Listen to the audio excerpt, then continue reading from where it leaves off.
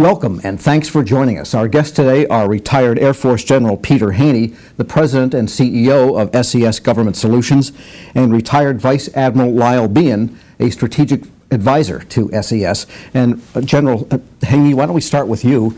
You've got some comments about what's going on generally in the satellite industry as it affects federal agencies and the military market. So what is going on? Well, thanks for the opportunity. I appreciate it, and thanks for being here today. Just as background and context, I am the President and CEO of SES Government Solutions. It's a wholly owned subsidiary of our parent company, SES, which is headquartered in Luxembourg. At SES GS, our sole purpose is to support the needs of the U.S. government. And we operate under a proxy board that allows us to do business with the U.S. government at the highest level, classification levels. And the beauty of this is that we are able to leverage the SES fleet of 53 satellites at geosynchronous orbit and worldwide coverage and still be able to support U.S. government customers across the board. One of the things that I think is very valuable about being affiliated with a global owner-operator like SES is that we have the capacity that's needed to support virtually any mission worldwide.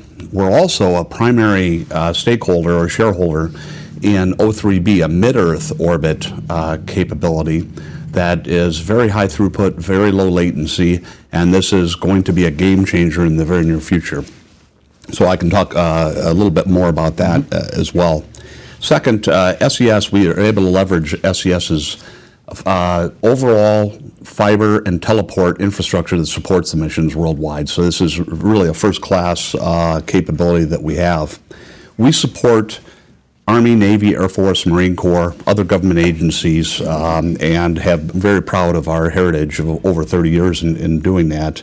And as part of that overall strategy, I think we're now at a bit of a tipping point where we are looking at where space has always been viewed as a safe haven in the past, and we're now facing a challenge where space is no longer a safe haven.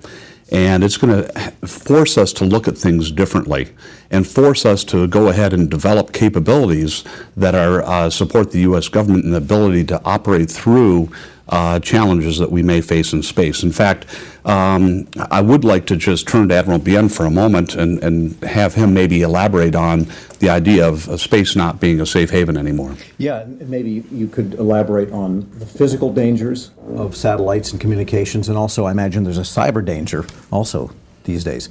They're both of those, and it's a little bit difficult to talk about this without treading on issues that are a bit sensitive. But I think we can acknowledge here that our adversaries, as well as our allies, have come to the same realization that we have in this country, which is that space has an incredibly powerful supporting potential for national security and making the world a safer place. The fact that the U.S. is leading in so many of those key areas makes us, gives us a differentiating quality that perhaps others around the world don't have. And they have made it their doctrine to put at risk that capability, because they figure if they're going to prevail in any kind of a conflict with the U.S., they're going to have to do something about that enabling capability that is space. So their doctrine, their investment is heavily biased in the direction of doing that. And it's my belief, and I have occasion to speak to government people and occasions like this, and invariably I endeavor to make the point as forcefully as I can that increasingly this capability that we are so dependent upon, that we have to a large extent taken for granted, is in fact every day being placed more and more at risk, and the need for the nation to develop the necessary tactics, techniques, and procedures and investments and do things, a long lead time, many of them, to give us assurance that this capability will persist during time of battle, I think is not altogether well understood, and evolutions like this, I hope, can help make people more sensitive to the need to step up and do something, lest we find ourselves at some point without this critical capability, and then I'm afraid that the outcome will not be the one that perhaps we would favor. So it's not that others are catching up to our capabilities, but they're trying to downgrade or have the potential to downgrade what the United States has in place? Yeah, I think it's both. I mean, they've looked at our capability and they found in it an asymmetric capability that really multiplies the capacity of their forces, just as it has done for us. I mean, the United States Air Force was fond of saying after, and rightly, after the first Gulf War, that it was the nation's first space war. Meaning that was the first time where we had put space to use in really dramatic ways to aid the warfighter.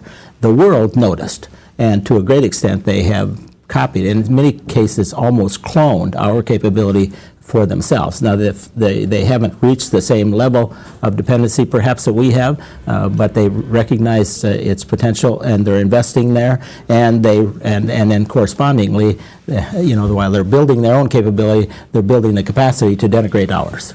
All right. Well, General Haney, getting to the day-to-day operations of the military that you support, how does satellite fit into their overall communications picture? How much bandwidth goes through it, and how do they use it? It's a great question.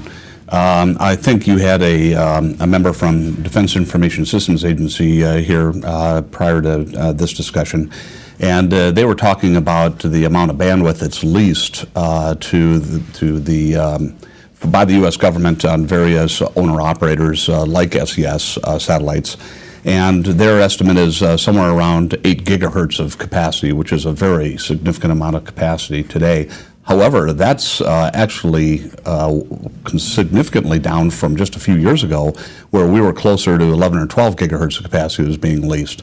So the actual use of commercial SATCOM has changed over the last few years. That's the total amount of bandwidth that's being leased has been reduced, and they've also changed the way that they're using it.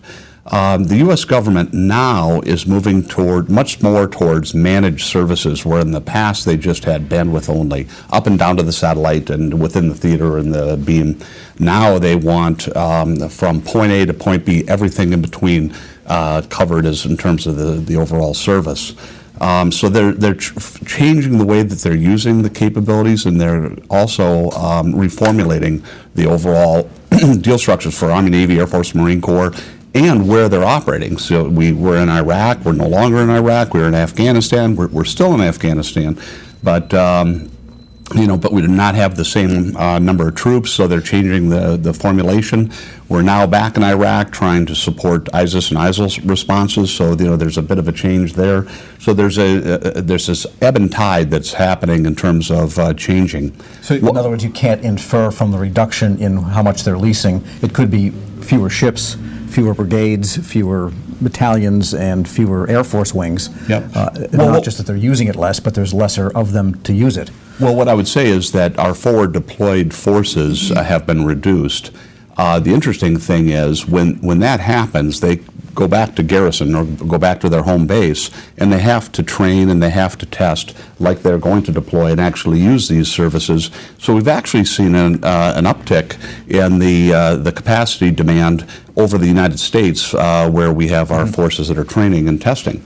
So that's we're very proud of the support that we've been able to provide for the Air Force and RPA missions, and the Army with their WIN-T missions, and supporting the Navy globally in terms of the different activities that they have going on. But going back to where we are, I think we're, as an industry, leaning really forward in terms of migrating from wide beam support in the past to very small, high throughput satellite beams that provide increasingly reduced per bit capabilities for the users. And this high throughput satellite approach is going to make a big difference in the future, to be able to do things that are, for example, on commercial airliners today, having the internet capability, the streaming video capability, but the same types of applications are going to be needed for U.S. government users. And so one of the things I'm very proud of at the SES-GS is that we've been at the leading edge of more innovative things like hosted payloads. Commercially hosted IR payload that we had a few years ago was really a incredible event and incredible capability where we were able to satisfy 85% of the U.S. government's requirements for about 15% of the cost for a free flyer satellite. Really kind of the leading edge of this. More recently, we've signed contracts with the FAA and Raytheon for wide area augmentation service support to support vertical and horizontal separation of aircraft over the U.S. and with NASA for a Earth sensing mission called GOLD. And these are really incredible moves forward. And as we look at SES with 53 satellites, we have a replenishment strategy that allows us to go ahead and plan for about 3 launches per year. And if we can tie that to a U.S. government mission, they can get a ride to space for a fraction of the cost and an orbital location where they can use these hosted payloads, again, for a fraction of the cost if they had to do this on a separate satellite. So hosted payloads, I think, are a really significant way ahead of where we're going.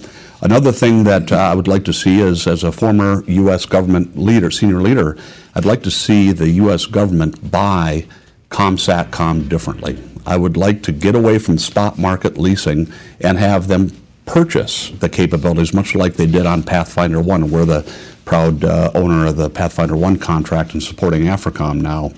So these are the kinds of things I'd like to see where they can go ahead and leverage the satellite industry's investment, huge investment, tens of billions of dollars, to go ahead and not only have more affordable but more innovative solutions. One of the challenges I see with the current structure is that the government doesn't have the nonstop interaction with industry that they should. They should be asking us on a daily basis, what would you do differently? How would you be more innovative? We have some of those discussions, and the Congress has actually been very supportive of this. Congressman Rogers, Congressman Bridenstine, Congressman Cooper host a congressional roundtable as a part of an industry association I'm able to participate in, and they have been very forward-leaning in terms of how commercial SATCOM might be able to better augment and complement military satellite communications. So we're going to take a break just on that note and get back to some of those points. Our guests today are retired Air Force General Peter Haney, the President and CEO of SES Government Solutions, and retired Vice Admiral Lyle Behan, the Strategic Advisor to SES. I'm your moderator, Tom Temin, on Trends in Satellite Acquisition, Augmenting Government SATCOM, sponsored by SES Government Solutions here on Federal News Radio 1500 AM and federalnewsradio.com.